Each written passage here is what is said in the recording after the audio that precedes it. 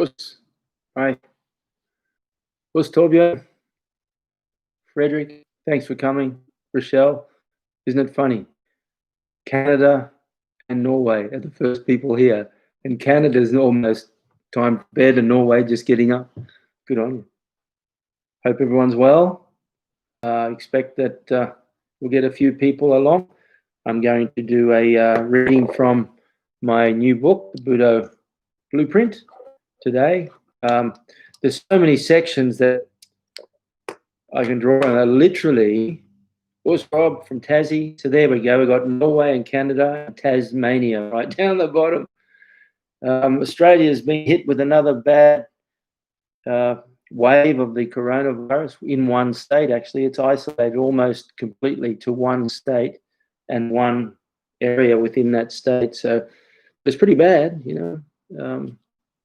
Priorities, yes. Priorities. Well, actually, I was just about to say I've got so many sections that I wanted to draw on. And literally 5 minutes ago, I picked out the sections, and then I got all confused because I decided, oh, maybe I want to do this section, maybe I want to do that section. And funnily enough, Rochelle, one of the sections was all about prioritizing time and training and getting the most out of training. So how about that?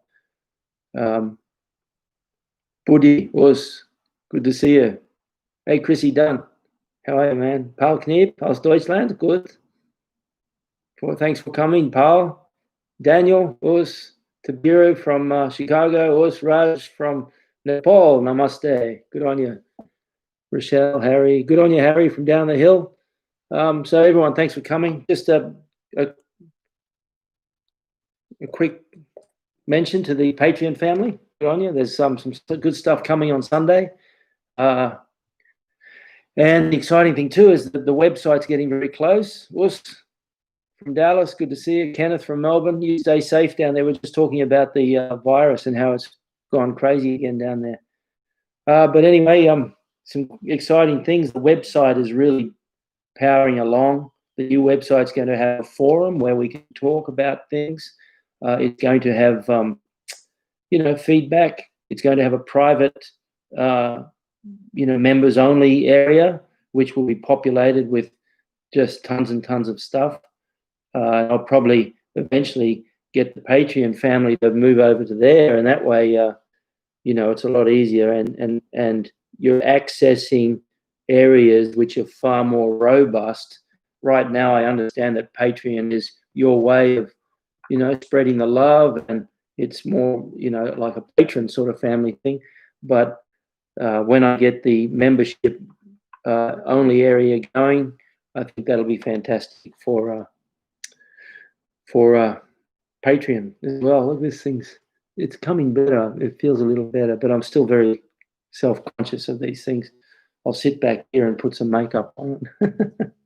So anyway, today I wanted to, from my book, The Budo Karate, not the Budo Karate, the Budo Blueprint. If you haven't subscribed, please go ahead. It's not going to hurt. And hit the notification bell. And if you have subscribed, just send a link, grab a link from one of the videos in YouTube and put it in a little PM to your buddies and tell them to subscribe. It's like multi-level marketing. We get enough people. I mean, theoretically, if we do that 10 deep, we'll have the whole world subscribing in about a week. As if. Shout out to my good friend and teacher, Eric Paulson, Coach Eric Paulson, over there in Fulton, California, suffering from the consequences of the lockdown, and this beautiful shirt that he gave me from the Minnesota Martial Arts Academy. I've never been there, I have to admit, but this was a gift from my friend Eric. So shout out to Eric. Okay, now I'm going to get going with the reading, and the section that I wanted to talk about today, first of all, if we have time, I'll go on, is the section called The 5 Cymatics of Karate. Now, if you've got anything that you would like to ask, for example, if you have questions about some section of the book, put it down below or put it in the stream here, the live stream, And if I have a section on that book, on that topic in my book, I'm more than happy to read it. That light's really reflecting on my glasses, isn't it? How about if there, if I look down a little bit, it's not so bad. So let me get going on this. This is the 5 cymatics of karate. And if you're not familiar with the word cymatic, it's the same root as somatotype, or the physical qualities. So the cymatics simply refer to the different qualities, physical qualities of the body. Okay, and it starts off with a quote from the great Dan Gable: "Conditioning is king." All athletic performance is based on 4 cymatics, or physical properties: flexibility, strength, speed, and cardiovascular endurance. The relative importance of each varies from sport to sport. Training for each cymatic also varies in its intensity according to what your training is currently addressing. One approach is to focus on one cymatic in particular every quarter while still addressing them all. In addition, the 5th cymatic, a strong resilience to physical impact, is a key component in full contact karate and many other sports that have a high level of contact. I refer to this 5th cymatic as sturdiness. Conditioning means mental endurance too. Hard anaerobic threshold training, for example, is as much conditioning the mind to stay in command as it is training the body.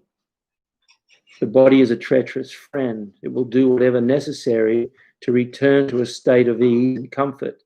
It will lie to you. It will tell you it is finished when it isn't. Its fuel tank warning light is poorly calibrated. Its only goal is to survive. So if you do anything, I'm editing as I go, if you do anything it perceives as threatening, it will roll up into a fetal position and play dead to avoid what you have planned. It is what has become known as the 40% rule, as the Navy SEAL and ultra athlete Dave Goggins has made famous. When the body tries to convince you it is completely spent and can't take another step, you have about another 60% left in the tank. I want to talk about that a little bit because Dave Goggins achieved amazing things. But recently, Dave Goggins did all these things in his 20s and 30s and maybe even early 40s. From my experience, the body begins to change at around 42 years old. I distinctly remember what I was doing and thinking and saying and seeing at 41 and what I was doing, thinking, saying, and seeing at 42 were very different. Okay, so I think the body at about 42 starts to slow down. Now, I noticed Dave Goggins, who is world renowned for his incredible feats. Look him up. I'll even type his name for you. If you haven't heard of him, you probably have. But what this man has achieved is just breathtaking. And he's the one that says, just when you think you had enough and you're about to die, you've got about 60 left in the tank. And I use that reference quite often in the dojo.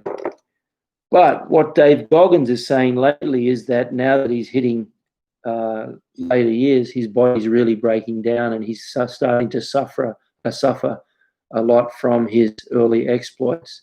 And, well, Stevie, good to see you, man.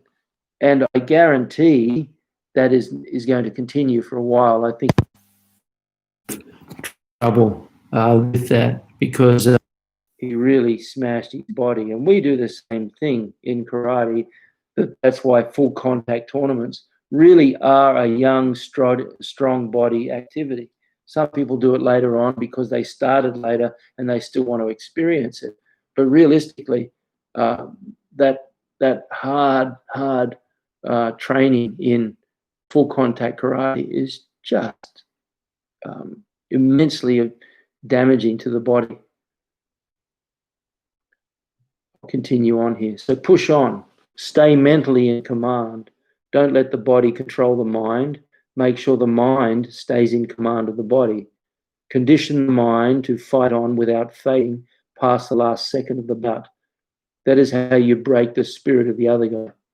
If you allow the burning lungs and mind-tingling exhaustion to show on the face, the mind gives in and tells the body it is spent.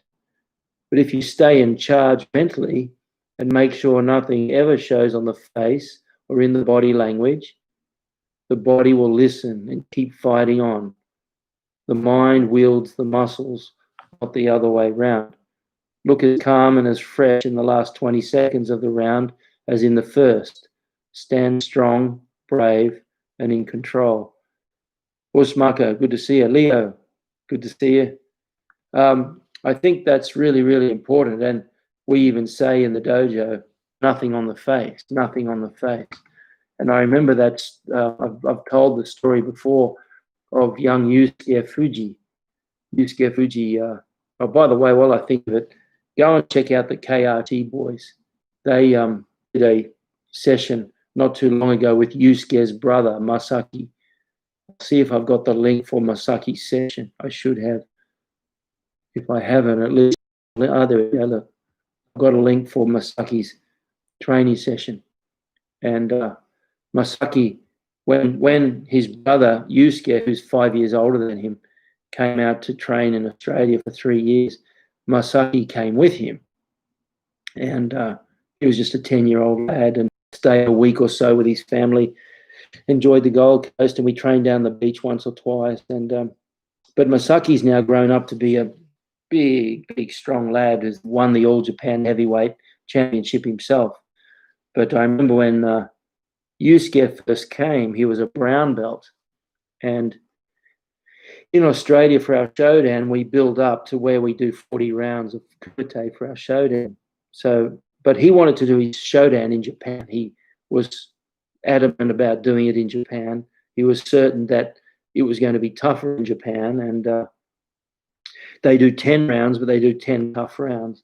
And so, and he was, excuse me, when he was ready for his Shodan, he went back to Japan and graded there. And I said he could do that on the condition that when he does his second Dan, he does it in Australia, and we make him do all 40 fights.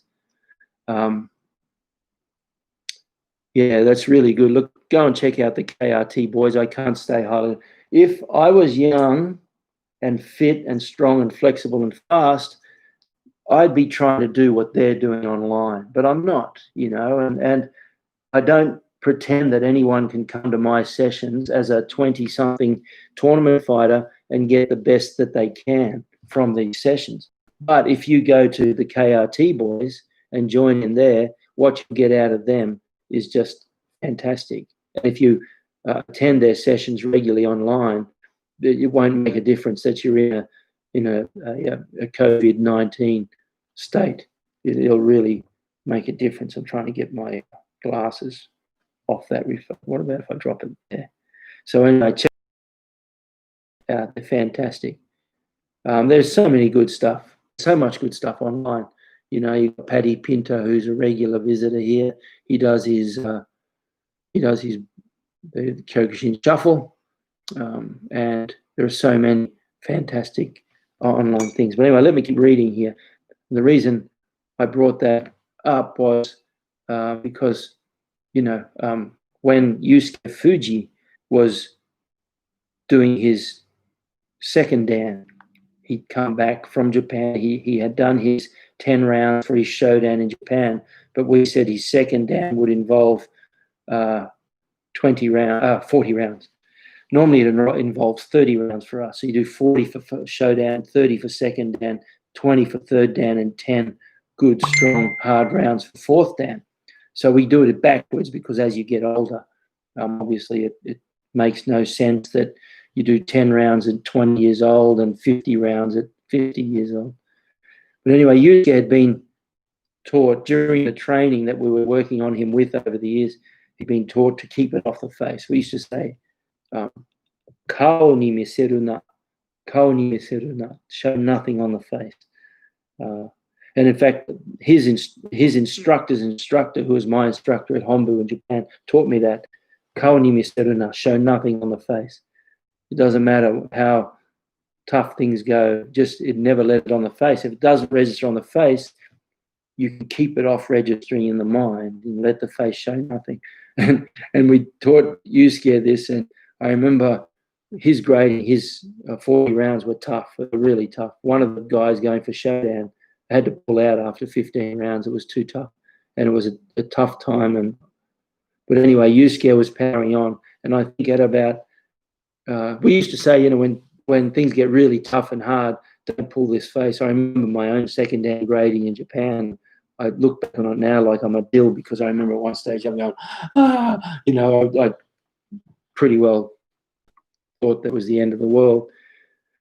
And we'd said to Yusuke, whenever it really gets tough, rather than like put a really hard face on, just have a little smile on your face, so when you're in a tournament, you're waiting for the extension, your opponent's going, oh no, not an extension, and you're sitting there with a smile on your face.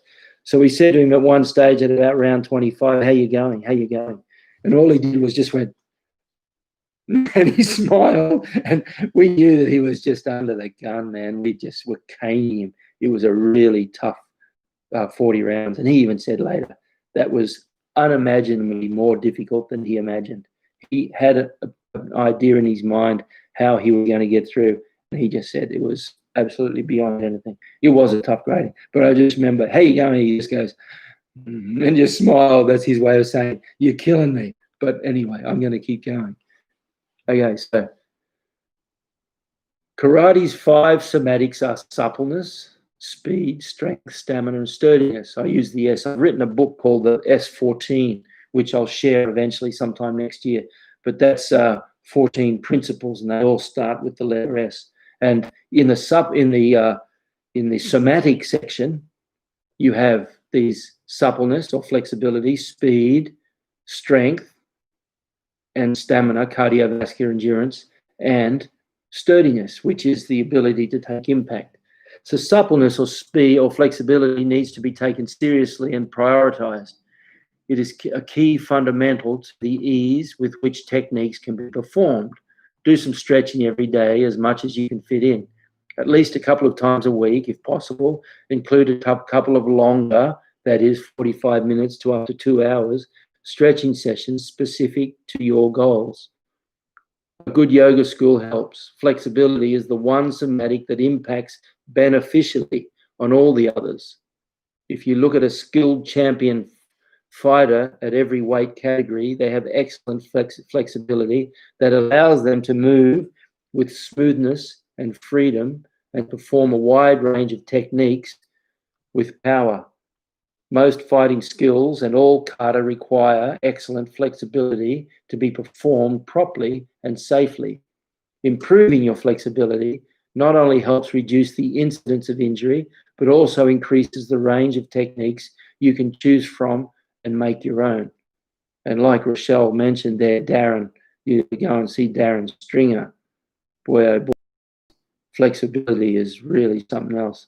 And he's a great fighter, and he has an amazing track record to go with it. Dipankar, namaste. Thanks for coming, man. The next one is speed. Speed in all movement is vital. Speed is not addressed enough in general training, so specific speed training needs to be included. You react how you train. When doing drills at full speed, explode like a gunshot. Drill slowly and smooth. Drill slow and smooth, then smooth and fast, and build on speed without losing technical precision. Doing extra speed work outside of the dojo will help considerably. Many movements, especially explosive hip movements and footwork patterns, benefit from extra power, and power is a product of speed and strength. Training for speed may include sprint work, agility drills, Olympic-style lifting, and explosive plyometric exercises. Okay, so power is not one of the 5 somatics. Power is a product of 2 of those, which is speed and strength. That's really important. Yes, Darren has pretty good core strength. Although I have to say Darren's core strength loses to one of our own guys, Pete Smith. Pete's been training as long as, maybe even longer than me. Pete's in his 70s, and he literally stands up with his hands on one of those roller wheels, and he goes down and he puts the roller wheels at his toes and then just goes all the way out, and he's 74 or something. He literally goes all the way out with full extension, all the way up, and nothing but his hands and toes are touching the ground, and then he just pulls it straight back up again. And that's pretty phenomenal. But yeah, Darren's great. Look, if you're a young training person, or even if you're a teacher, go along and join in the KRT sessions, because they've had some Butte sessions, and also the way they run the sessions, you literally want to do it as a training session. You get somewhere where you can train, and I guarantee in an hour and a half you will have had a fantastic workout. Okay, continuing on. So the next somatic is stamina. Stamina is cardiovascular endurance, an important foundation of all training. If you are not fit, you fade. You lose your legs, your footwork, your core, and the ability to apply and complete your skills. You'll get a degree of conditioning at training, but for serious competitors, it is necessary to also do the extra yard outside of the dojo. I'll just mention there too, Solsai once was talking about Makiwara, and he's, of course, he's done as much Makiwara, if not more, than most people. But he said he started to have reservations about Makiwara because the objective was the sturdiness, the hardness of the body. So as he hit the Makiwara, he realized that it could have a subtle drawback effect on your speed. So he literally said at a certain point, he did far less Makiwara and a lot more speed work, and he developed a number of training methods which would help his speed. Two of the most famous ones, of course, are blowing out the wick of a candle. And the candle, the wick of a candle, the thinner the candle, the easier the wick is.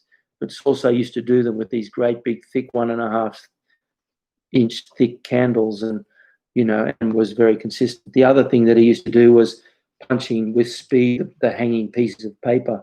What I have downstairs is a floor-to-ceiling ball, which is one of those boxing things, and that really, really keeps your speed on edge. And the other thing that will help speed, of course, is your purity of technique. So Sosai said he started to do less Makiwara and more speed work over time. So use the yakusoku, or positional training, done fast and continuously in rounds of up to 5 minutes or more, to build great specific stamina. We're talking about stamina here. Work with your team on building extra stamina outside of the dojo too. Training might include hill and stair sprints, Tabata-style anaerobic training, repetition sprints up to 300 and 400 meters. That really builds incredible stamina. Circuit training, wrestling and rolling with the emphasis on non-stop transitions for 8 to 10 minute rounds, and longer, lighter, faster kumite sessions aimed at good movement and safety. All cardiovascular conditioning training needs to be planned well in relation to other training to ensure overtraining and burnout are avoided. And those long rounds of wrestling is fantastic. Even we'll do it with the karate guys, not just the grapplers, but with the karate guys too. You do those long rounds of wrestling where you're not actually trying to finish with a tap, or you're not actually trying to shut someone down. What you do is you're constantly moving, and you're like this constant perpetual motion, and they're playing strength and moving and escaping from bad positions. And that's really, really good for your stamina too. Okay, the next somatic is sturdiness. Sturdiness is the word I use in reference to the impact resilience necessary in Kyokushin, especially in Kyokushin full contact.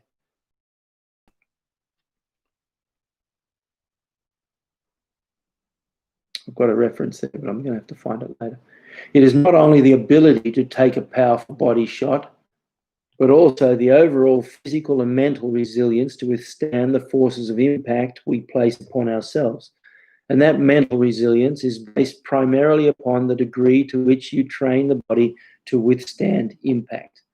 Powerful hands, conditioned through correct makiwara training, the ability to take hard shin kicks to the thighs and body, bare fist punches to the body and shins, conditioned to deal with bone-on-bone clashes inevitable in the strong fighting. See the information on Wolff's law in the following section on hand conditioning. I've mentioned Wolff's law in the hand conditioning section, which continues on after this if we have time. Might even continue that. There is a huge variety of exercises and drills you can do to harden the body. You don't need them all. I used 5 key conditioning exercises listed in the section Core 54. Core 54 is my key 54 concepts and skills that we focus all our training around in an 80-20 principle. How much body hardening training you need is determined by the circumstances, capacity for it, time available, age, and objectives. Certain resilience training, in principle training that strengthens muscles and connective tissue, can be started from as young as 12. I would suggest that conditioning exercises designed to harden and strengthen bones, such as the makiwara and skin conditioning, should be avoided until perhaps late teens and undertaken very carefully to avoid debilitating long-term damage. Okay, they're the 5 cymatics, and that's out of my book. If you've got any points to make, by all means, mention them. My buddy Steve. Ian King, flexibility, generally speaking, is the most important physical quality. Flexibility potentially improves strength, speed, and endurance more than any of these qualities impact on the other. Now, did you just quote that from Ian King? Because that's exactly what I believe, and I have to say I'm often quoting Ian King because I think, for those who aren't sure, Ian King is a local lad. Steve went to uni. You went to uni with him, Steve, at UQ. Steve, my buddy there, PE with Mr. Steve. He studied human movements at University of Queensland when I was there. He was a little ahead of me, so some of my human movement subjects weren't coordinated with his. But Ian King was around at that time, and I also went to boarding school with Ian's brothers. Ian didn't start until after I'd left school. He's a lot younger than me. But if you are interested in pursuing deeper studies on physical conditioning and athletic preparation, good. Yeah, there you go. Yeah, Steve was there with Ian King at uni. If you're interested in taking your understanding of physical conditioning and athletic preparation to a much higher level, I can't recommend anyone more highly than Ian King and his work. He has courses that go on for years. He's probably the most plagiarized strength and conditioning coach in the world. Some of his principles are now stock standard practice in strength and conditioning around the world. Some of his principles are very original. Some of the more famous teachers and in the industry just blatantly plagiarize Ian King's stuff. Ian has a book, really funny book called Barbells and Bullshit. And all the whole book is, I was reading this article by Mr. Cosgrove or whoever, and he mentions all these famous strength and conditioning coaches who tour the world, mind you, giving lectures for thousands of dollars on their stuff, and it's all plagiarized. And he said, and I read this, and he reads a paragraph, and then Ian says in his book, and I thought, that's interesting. And then I went back to my book from 9 years earlier, and I found this, and he reads it, and it's verbatim exactly the same. And Ian's not the most academic. Well, he is. He's very academically qualified with all his studies, but most of his stuff is very intuitive. You say something to him, and you try and quote an academic source on strength and conditioning. He'll go, well, that's very nice, but what conclusions have you drawn based on your own personal experience? He's very, very intuitive. What he does when he writes his books, sometimes he won't get it proofread properly, so there are typos and capitals and commas where there shouldn't be, and spelling errors and stuff. And in so many of these plagiarized quotes from these famous people with famous books, I tell you, and he says, and look, and he points out, they didn't even bother correcting my spelling errors, you know. It's like if Ian's made spelling errors, they've just cut, you can tell they've just cut and pasted straight out of his book, straight into their own book, and claimed copyright ownership of it. It's really, really disgusting, but that happens a lot. So Ian there, that my buddy Steve has mentioned, definitely, I'm happy to say, because one of my good friends, Mitch Katonda, who's also a black belt in Kyokushin, is one of Ian's, what they call king mentored coaches. And he said in the early days, one of the things that got him interested in Ian King was he found a lot of parallels between what Ian was teaching and what Mitch had been learning in Kyokushin. And so I see a lot more parallels. I've never found anything in conflict with Ian.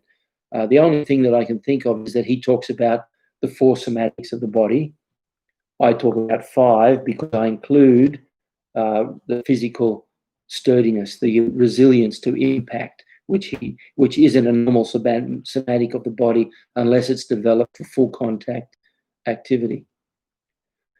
So anyway, that's that section on somatics, and I think it's really interesting. And the next section, I've gone into an effective approach to hand conditioning, which I've done a video of. And if you want, I can read into that section as well.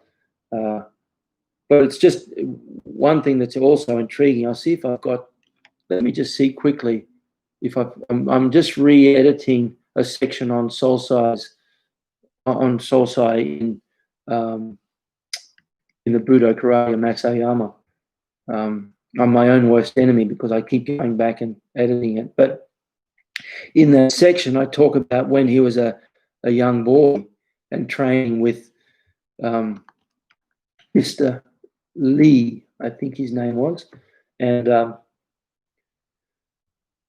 I mentioned in that, I'm going to go back and read it. Oyama began martial arts at the age of 8, first studying 18 hands, a southern Chinese form, and later Chakuriki, a form of Korean Kempo. According to Oyama, rather than focusing on different techniques that would have been difficult for his young student to master, his Kempo teacher, a Mr. Lee, whom Oyama referred to fondly throughout his life, instead aimed to impress upon him key training principles. This is so fascinating. I get a little carried away sometimes. I get a little excited because this is Masaoyama describing his experiences as an 8 and 9-year-old boy with this Mr. Lee. And Mr. Lee hardly bothered to teach him techniques. What he did was focus on teaching him principles. So Mr. Lee instead aimed to impress upon him key training principles: the importance of conditioning, developing explosiveness in the legs, and how vital it is for the student to seek his own answers through training. And that's directly from Masaoyama when he was describing the training that he did with Mr. Lee. And that's just so fascinating when you think about it, because Ian King, that he's a fantastic teacher. He says the same thing. You say to him, this, and he goes, "Oh, that's an interesting comment. What are your own conclusions that you've drawn from your own personal experience? Nothing matters. So I can do hand conditioning in a certain way, and it suits me down to the ground. And it suits me because I've spent 25 years coming to a point where I find a combination of activities that works really nicely for me. But for the next person, they might look at that and go, that's completely inadequate. That's completely not going to work. That's completely over the top. I mean, there's a Facebook forum about Makiwara, and I went on that and I put the video on it. People, they say, you know, when you come on, give us a video of yourself. So I put the video of my doing Makiwara. And I had one guy contact me privately. He said, just be prepared, because he says, I think your video is fantastic and it's clear that it's worked for you.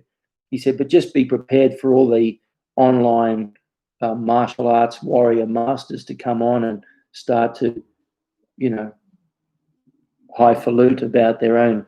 And sure enough, I mean, I just had guys going, well, what about this? And what about that? And why didn't you do this? And why didn't? And I'm just going, is this for real? You know, everyone thinks that their answer is the right answer for everyone. But like Ian King will tell you, it's never the case. That in Japanese, there's a saying, I'll even write it here for you, because it's a saying that's also I used to use all the time. And that saying is, I'm going to write it here for you in Japanese as well. That's why it's taking a bit of time.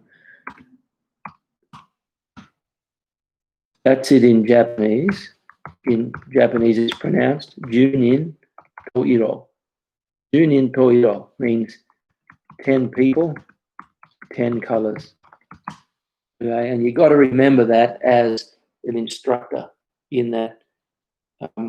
What Darren Stringer can do, good on you, Darren, you show off. What Darren Stringer can do is way beyond what I'll ever be able to do. And I can say that because I'm in my 60s, but it's way beyond what I could ever do. But there are certain things that I'm fairly comfortable that I can do that maybe Darren can't. I mean, I can draw a pretty cool picture of Masayama. Okay, so Junin Toiro, 10 people, 10 colors. You got to remember that, and that's really important. Okay, so I go into this effective approach to hand conditioning. If you like, I'm more than happy to read on with that, because we've got a little bit of time yet. So let me know. Let me know your thoughts about the cymatics and what sort of training you're doing to support your conditioning. Because conditioning is king, as Dan Gable said. I think Carl Gotch is famous for saying conditioning is my weapon of choice, and that's become a bit of our dojo saying as well.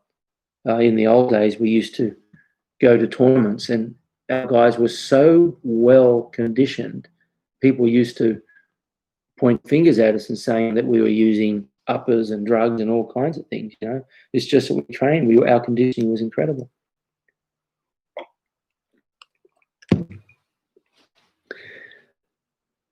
Everyone's gone silent. No one's got a comment.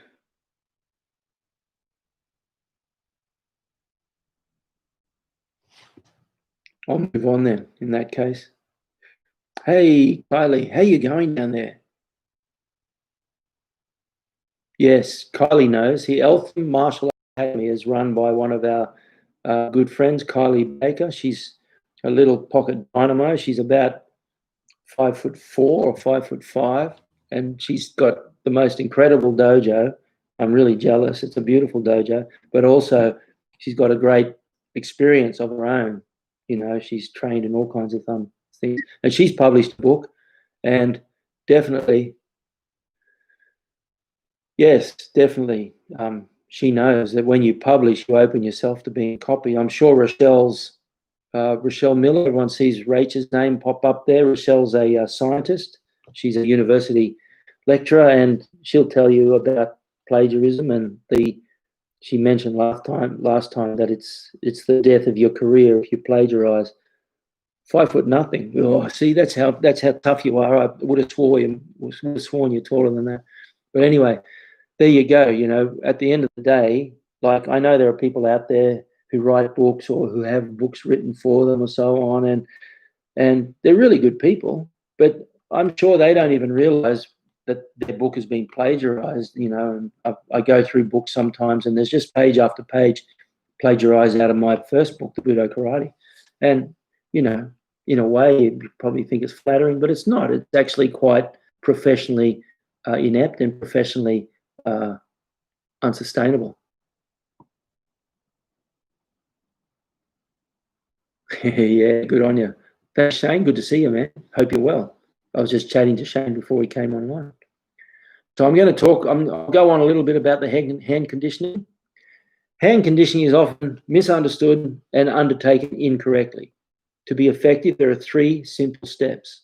Decide exactly what you're trying to achieve, create a safe but effective plan to achieve it, and work the plan. The value of Makiwara training can be explained by what is known as Wolff's law, a variation of the SAID principle. The SAID principle is an acronym, and I know Ketz will remember it from human movements, because when we were at uni, it was like a fairly key principle that people used to train for the SAID principle. Did I explain it? The SAID principle, anyway, stands for specific adaptation to imposed demand. And Wolff's law is a variation of the SAID principle specific to bones. Named after the German doctor Julius Wolff, 1836 to 1902, Wolff's law says that healthy bones will adapt according to the loads placed on them. Bones will change over time and become stronger to resist increased loading.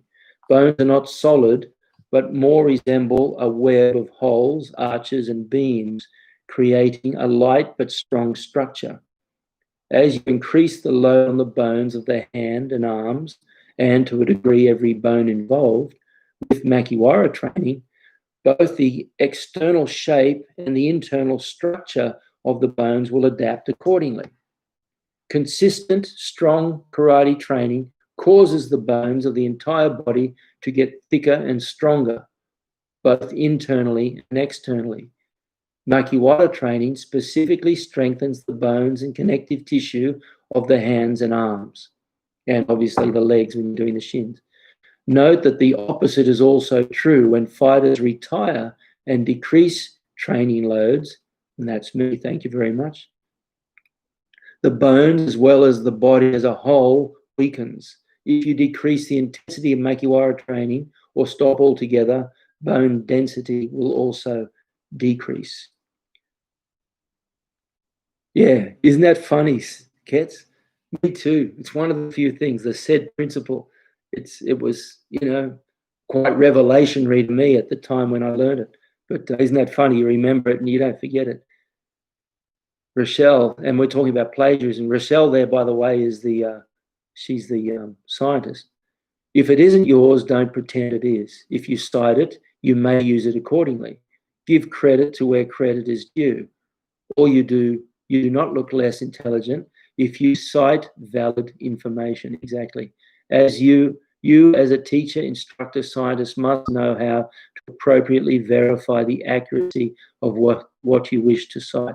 Well, that's it in a nutshell. I might just put that in the book and pretend I said it, Rochelle. But that's true. We need to, first of all, recognize that what we teach is not just our own creation, but it's a product of all the teachers over the years. I mean, I've sat there sometimes at a seminar and thought, one, this is a whole lot of codswallop. Two, this guy knows nothing. But three, I'll get one thing or two things out of it that are really, really worthwhile, and I will nevertheless mention where I got it from. Just fought off 10 massive big guys, killed 2 bears, smashed my way through a giant wall, but I made it. Good on you. I hope you didn't skin your knuckles when you got those bears. Finally made it, Mike. Good on you. And Mike, I'm sure Mike is the same, because Mike, we're talking about plagiarism.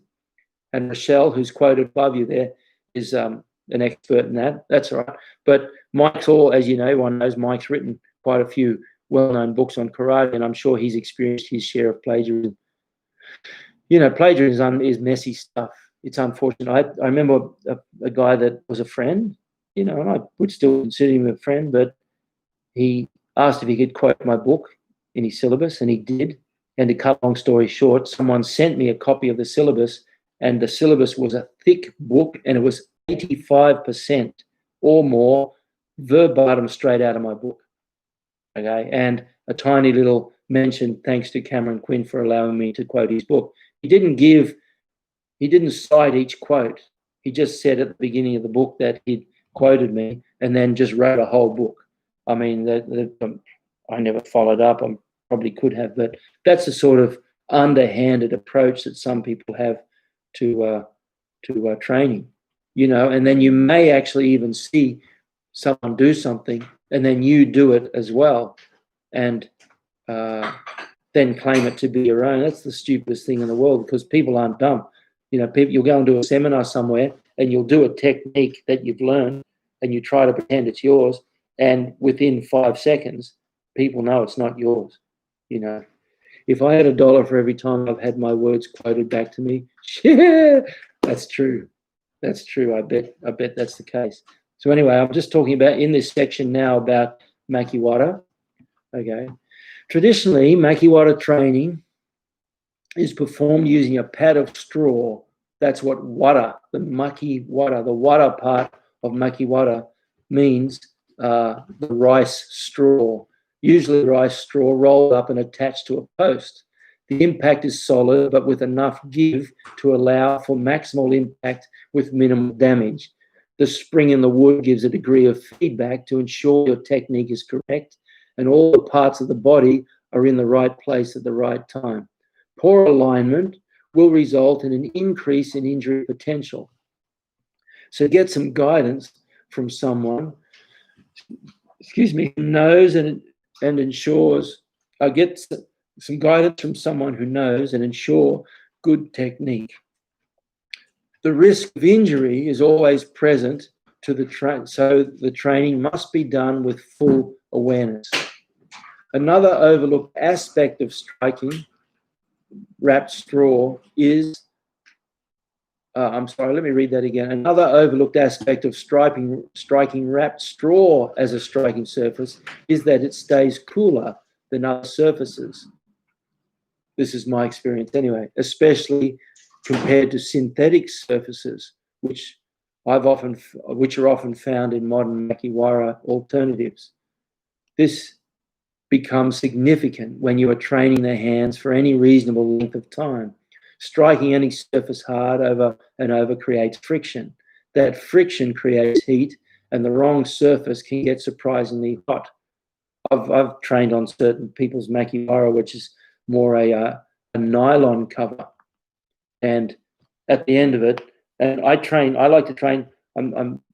I have strong hands, but I try to avoid the ugly hands, because in my work, I just don't like the idea of having big, ugly knuckles.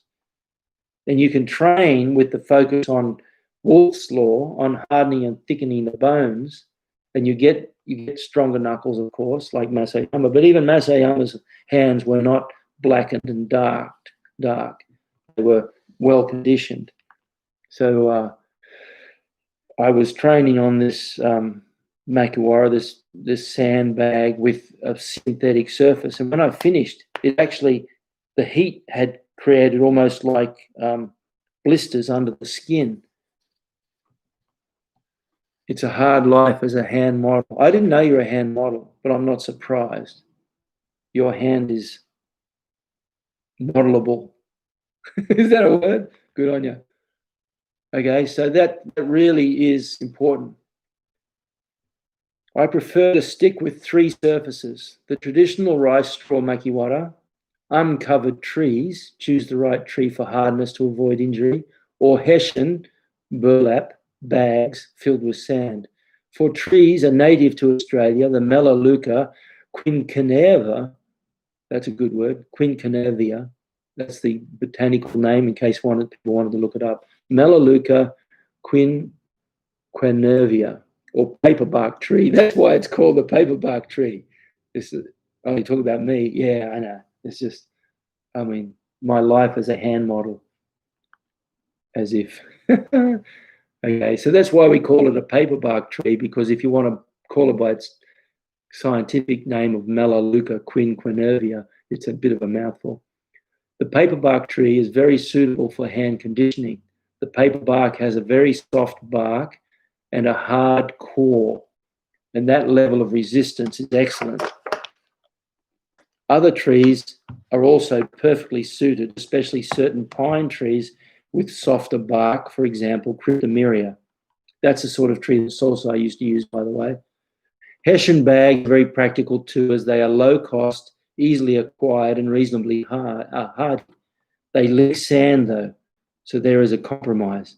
I have found it is best to fill a heavy-duty plastic bag or some sort with clean sand, then place that bag in 2 or 3 Hessian bags.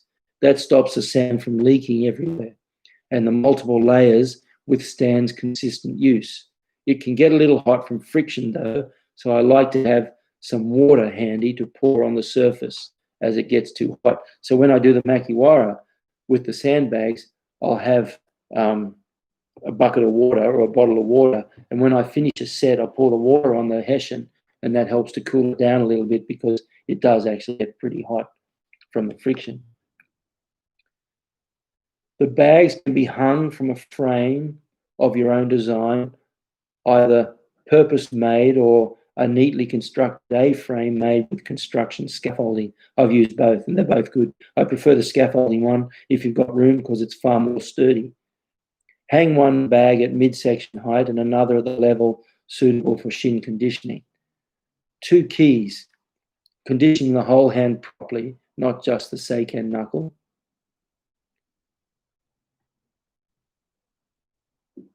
I've got a note here about the SAID principle. Actually, Ketz, tell me if I'm right or wrong. In training, the SAID principle stands for specific adaptation to imposed demand. It simply means that the body will adapt very specifically to the demand you impose upon it. So if you want to become a faster runner, your training should be specific to anything that can help that goal. If you want to be able to meditate with perfect stillness for hours, practice stillness meditation for hours.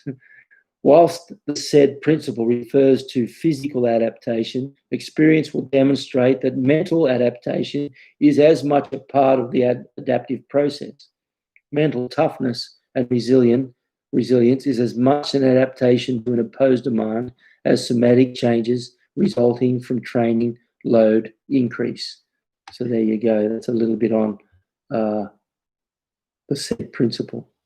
So the second key, the first key was conditioning the whole hand properly, not just the seiken knuckles. The second key was being aware of the feedback through the whole body before, during, and after impact to ensure the technique is correct and safe. Poor alignment of the technique and a loss of focus can cause injury.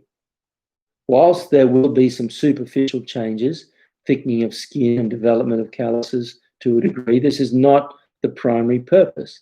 The main aim is adaptive changes inside the hand. As the load on the hand increases through higher volume and intensity, the bones and connective tissues will adapt to resist the heavier impact. The inner trabecular structure, that's the structure of the bone, the inner trabecular structure of the bone adapts by becoming stronger and more dense, and the outer layer of the bones will also thicken. Care needs to be taken, therefore, not to cause irreversible damage, harmful changes that don't help your karate at all. And you see this sometimes, particularly, I look at some of the images of, the way the Shaolin kids, Shaolin temples become a tourist attractions. All these little kids do these amazing feats of strength and so on. And it's just ridiculous because those kids whose bodies are still growing and developing, the kids are going to grow up with all kinds of physical deformities as well as incapacitations. We don't even let kids under 12 do push-ups, full push-ups, because their body, particularly the lower spine, the bones aren't bones yet. There's still cartilage. And if you put too big a demand on that area, then it can cause lower back problems later in life. We don't want to be doing that. I'm just looking for my Makiwara tree. Unknown caller. Going back a bit, I'll just turn that off.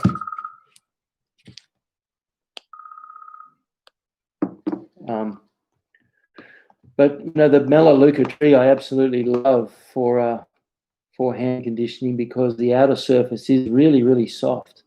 It's like, you know, you can press it. It's so soft you can press it even with your finger.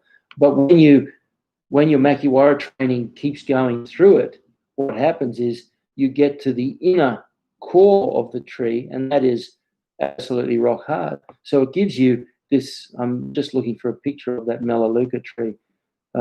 But so it gives you a graduated level of hardness, so that as your conditioning increases, so does the surface that you're hitting get harder with it, and it allows you to be very careful and safe over time. You know, everything is all about that safety aspect.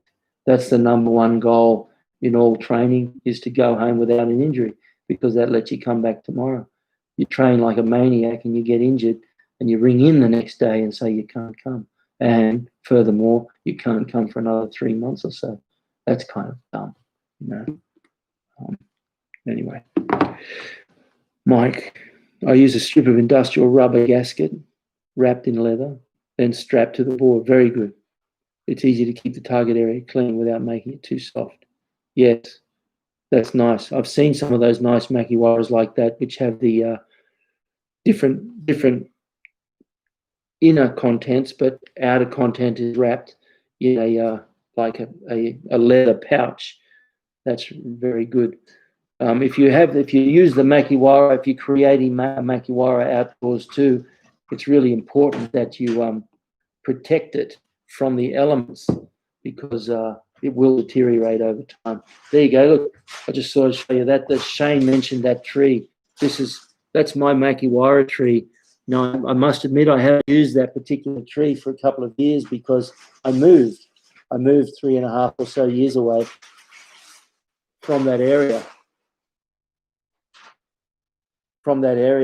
And so I don't get to the tree anymore. But I've been down there a few times, and it's still pretty worn. I tried to rimbark it. I thought if I kill this tree, I'll write a book about it. But I remember one day a lady ran up to me and said, "You stop that now." I was doing my Makiwara training on the tree in the park, and she's run up and she goes, "You stop that now. You'll kill that tree. You'll kill that tree." And I said, "I've been trying for 15 years and I haven't had any success yet." But anyway, you can see right there in the middle how that core is actually really solid and hard.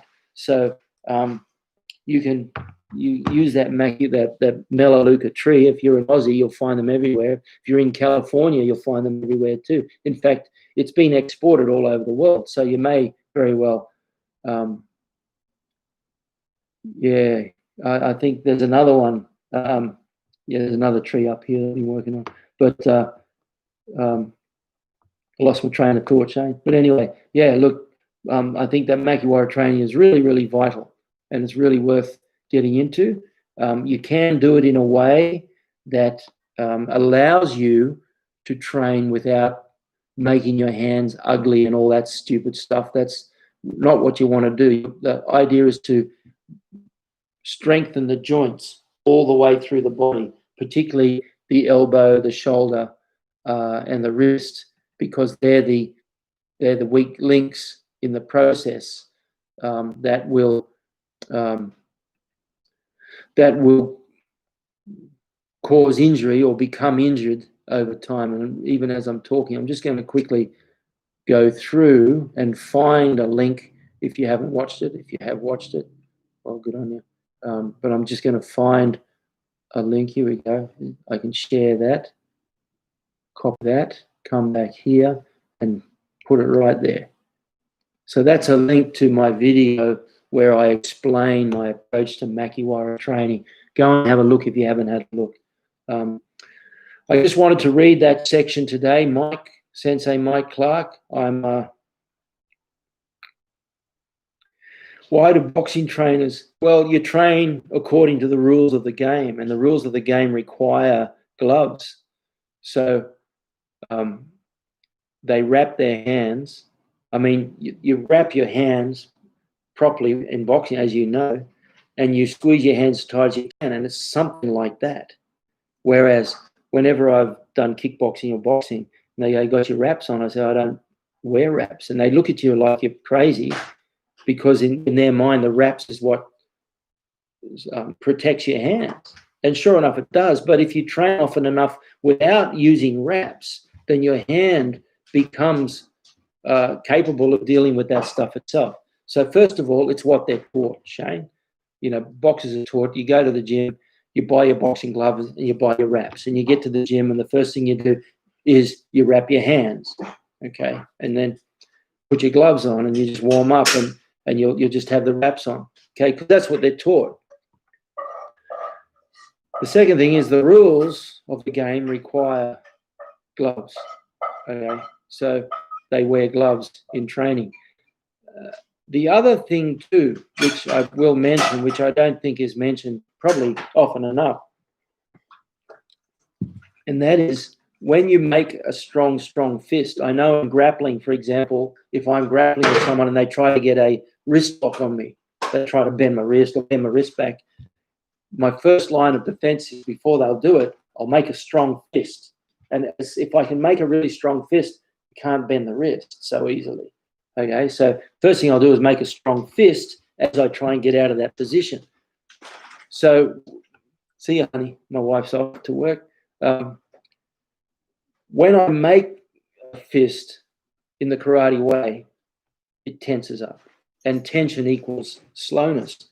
And if you, the fastest, absolutely fastest punches in the world are boxers, obviously. And I mean speed with impact results. Some people punch much faster. You know, some people go, "Oh, we can punch 17 times in a second." And really, you can almost walk straight through it. I mean, you might get a bloody nose and a cut eye, but I guarantee that I'd rather take a bunch of those sort of punches than I would a sharp left-right, left hook from a top-class boxer. You know, Tyrone Tongi I used to train with. I mean, he was so blindingly fast and powerful. Remember once I was cornering him in a fight, and he's got bang, his overhand right was so powerful and so fast. He's hit this guy. He's literally gone and put his arms down and put his head down and waited. And the guy fell unconscious on his chest. And then he just did a little pirouette off to the side and let the guy fall straight down on his face, unconscious, from the power of his speed punch. Remember, kinetic energy is half mass times velocity squared. So as you double the body weight, you double the kinetic energy. But if you double the speed, you quadruple the kinetic energy. So that's why small bullets fired from a high velocity rifle have incredible damage. Okay, so why do boxers not do the bare hand stuff? One, they don't have it in their tradition. They've never been taught how. Two, the first thing they learn when they walk into a gym is wrap your hands, put the gloves on to protect your hands. And three, because their focus is always on speed, they keep the hand light. You know, we'll even teach the guys, keep your hands closed, but keep them relaxed so you get the speed and you only tense up on impact. And even when I do Makiwara, I'll try to relax my hand and tense just on impact. You can keep your hand tense the whole time, and can you see now why I said that Makiwara training can slow you down if you're not careful? He said, I just started to realize that I was getting the wrong feedback. The wrong somatic was being fed. And Sosai was above all else famous for his speed. I mean, he was super fast. You talk about, he was super fast. By any account of anyone who ever sparred him or anyone who ever trained with him or anyone who ever saw him fight, it's like, what happened? And they don't even see the movement. What I don't understand is that, yes, they wear wraps, but the concept of strengthening, I know. But it has happened in the past. There's been times, like I've worked with, obviously with a number of boxers, Iron Tongia, and we've had a couple of kickboxers who have come in over time, Ronnie Do, Mitch O'Hallow, guys like that. And we've got them to do a little bit of conditioning, and they just walk away looking at their hands going, my God, I didn't even know that I could make a fist without wraps, So it's really, really, really valuable. Look, we'll call it there. Thank you very much, guys. I'll see you again on Monday. I'm going to try and get downstairs. I'm breaking through the barrier of fear of the internet dying. Look, leave a comment below what sort of hand conditioning training you do, and also what sort of approach you take to training in your cymatics. I know when I was training for the World Tournament, I used to do 80-meter downhill sprints on a slight downward gradient. It was like 4 or 5 degrees gradient with a really lush strip of grass next to the running track, because by running downhill, you overcompensate and you run much quicker than you are, which if you're moving much quicker than you normally can under natural circumstances, well, then you're firing your fast twitch fibers, and that's what your training needs to be doing. Okay, so yeah, you're 43 now, Chris. Oh my God, Chrissy, I held you like that. Gave you a little kiss when you were about that big, Chrissy there. He's 43 now. He's my nephew. Daniel, us. Thanks, Rochelle. Kisholaya Majumdar. Us, namaste. Thanks for coming. Please describe my idea about a street fight. I would be more than happy to do that, but we are too late. I'm going to wrap it up here.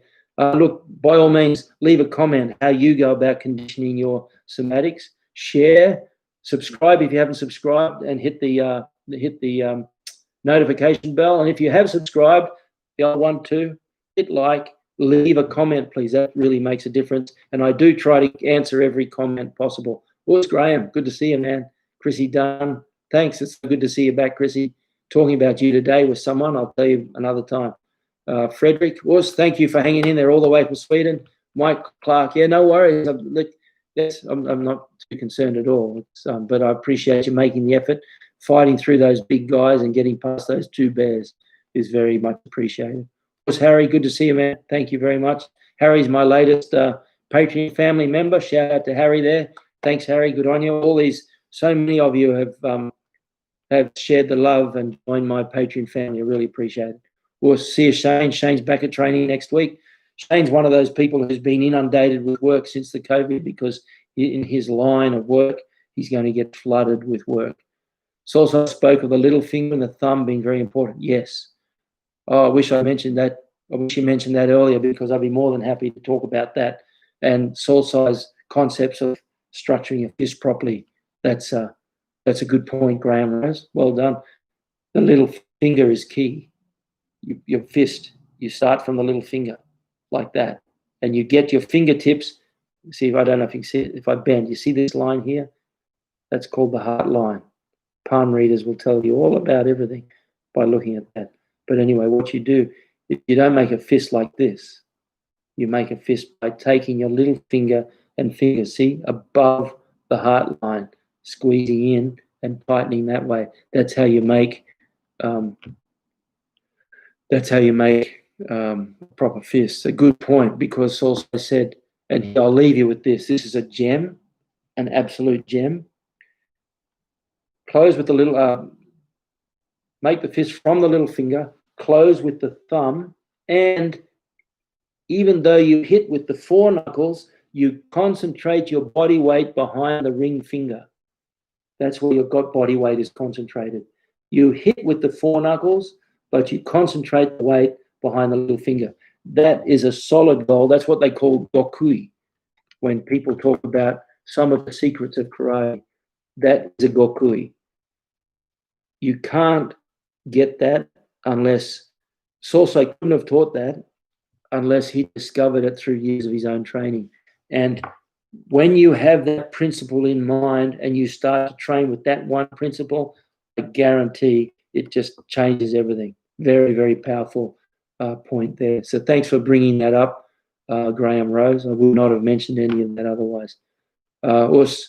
Thank you, everyone. Look forward to seeing you Monday. Please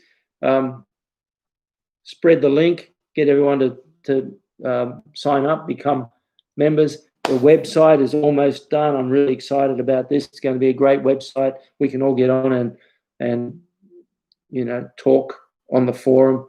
It'll have links to buying the books, pre-purchase of the Budo Karate, pre-purchase of the Budo Blueprint, current purchase of the logbook, bulk purchase of the logbook for dojos with your own labeling on. Remember that. Here's the logbook if you haven't seen it.